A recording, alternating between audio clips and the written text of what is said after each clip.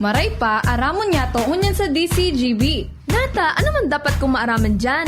Ata, magdaog kita. Aramon niya to ang kakaibang mga informasyon, mga istoryang mapapakinabangan bago ang pangudtuhan. Totoo yan! Uya na ang programang Aramon Yato digdi sa DCGB. Kaiba si Mardela, Aramon Yato.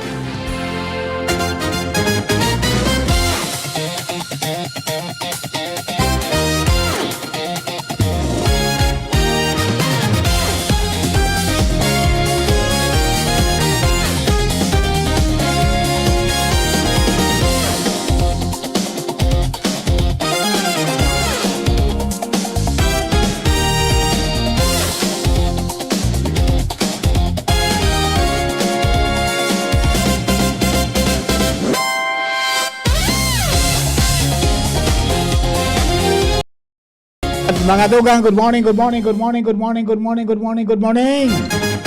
Good morning, Luzon, Visayas, Mindanao. Welcome po sa programa. Aramon niya ito kanyang pong aldaw na inin Wednesday. Miyerkules na po. Ang bilis lang ng panahon. Kalati na naman ng simana. Parang hinahatak ang Valentine's Day. Fully book na ba? Sa mga tagabantaway po natin, ako ang sa inyong lingkod, Mardela daing iba sa sana. Pero tiyan, iribana mo kita hanggang 12 o'clock. Tama, Jerome, hanggang 12 pa kita rin. Yan. Taday pa nagkakatag po ang aming mga landas ni na Professor Ed Barameda at saka ni Professor Sid de Matera. Abangan ang kanilang pagbabalik. Tagilaray po, good morning sa mga kababayan po niya to, Luzon, Visayas, Mindanao. Hain man kamo sa mundo mga kapwa ko Pilipino. Magandang umaga. Ano mo sa inyo pinagigibos ako niyan, sana po okay ka mo. Sa mga nasa balig ng karamdaman, yan. Sa mga may helang, sana po makarecover na kita. Ngani po na makabelte kita sa pangural daw niya atong routine. Sa mga opisyalis kang gobyerno, huwag tayong patulog-tulog sa pansitan, aksyonan problema ng sambayanan. Sa mga maestra, sa pampublikong eskwelahan, sa ating mga maestro, at sin mga, mga non-teaching personnel. O good news nandyan na yung SRI. Inaprubaran na kan DBM, so alat-alato na sa nadatabi, para po maging okay na kita. Bueno, mga tugang, lado technical yan po dyan si Chief Ramir. Yan man si Jerome Nico Martinez sa DCGB Social Media Department. Diyan po sa newsroom, kasabay ta po dyan sina Ciara May Liron at saka si Nicole Ann Gloriani. Work from home si Jenny. Get well, Jenny. Masakit ang ulo ni Jenny. Get well, tabi. Yan. Doon po sa mga kababayan tang nag-aantabay ka mga reports ka mga pag-iripat ayaan po dyan nakaantabay. Ready para po ipawad sa mga nakalap na impormasyon. Ito ay mga pag-iriba, mga dugang sina Chief of Reporters Jimmy Nasalita dyan po sa 3rd District ang samuyang Field Commander. Yan man sa 1st District, dalagadi po dyan si Pading Jomar Bien from Santo Domingo to Tuwi and vice versa.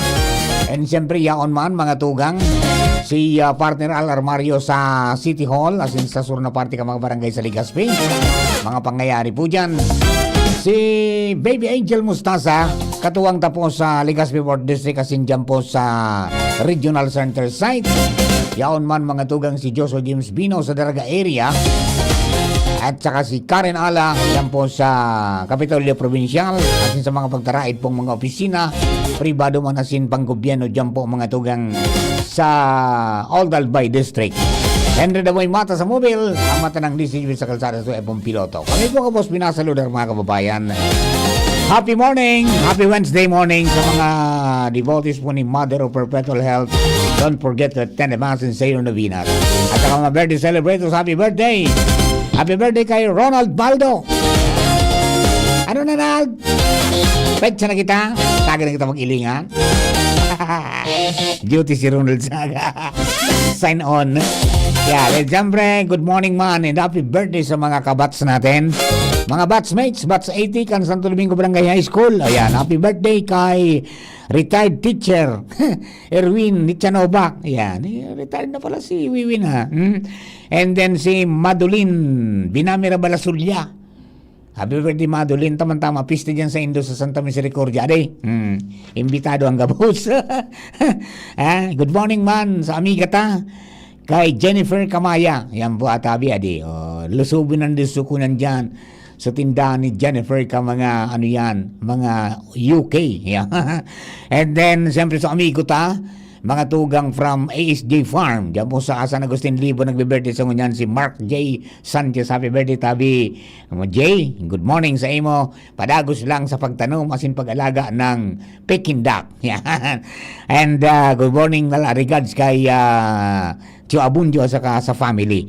Sharing man kay Divine Lorilla, ang ating information officer, mga tugang dyan po sa BGMP Santo Domingo. Good morning po tabi sa imo Divine.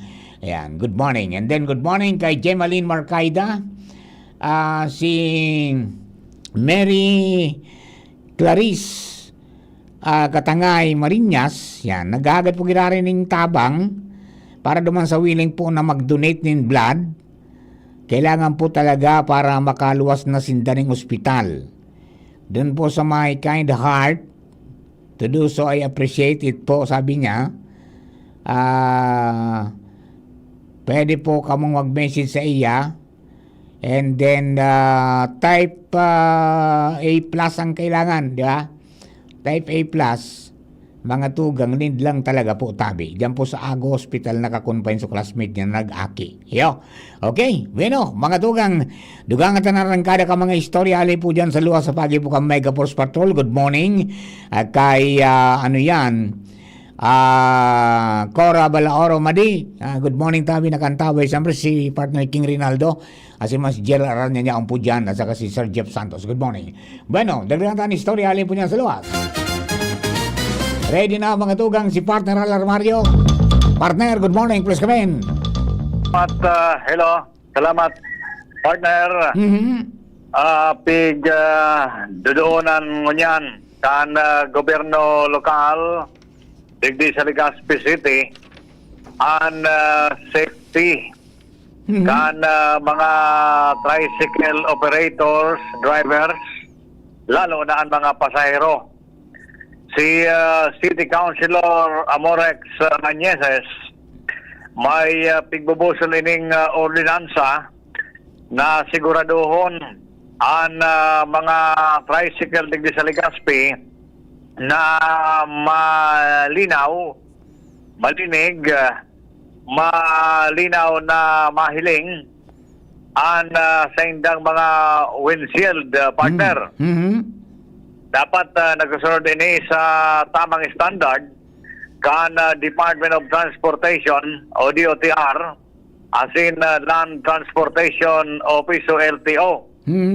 Dahil may mga eksperyensya na kung minsan nangyayari ang mga aksidente dahil malabo ang windshield o dahil nahiling maray kan driver ang kasabatan. Digdi sa Legazpi, maabot po mas o menos 2,000 ang mga rehistradong tricycle na nakasalalay digdi ang buhay kan mga operators, drivers, lalong-lalong na ang mga pasahero. Kaya para sa safety kan gabos, gusto ining ipagiromdom ni City Councilor Rañeses sa paginin ordinansa. Kaya ang proposed ordinance number 17-0004 series of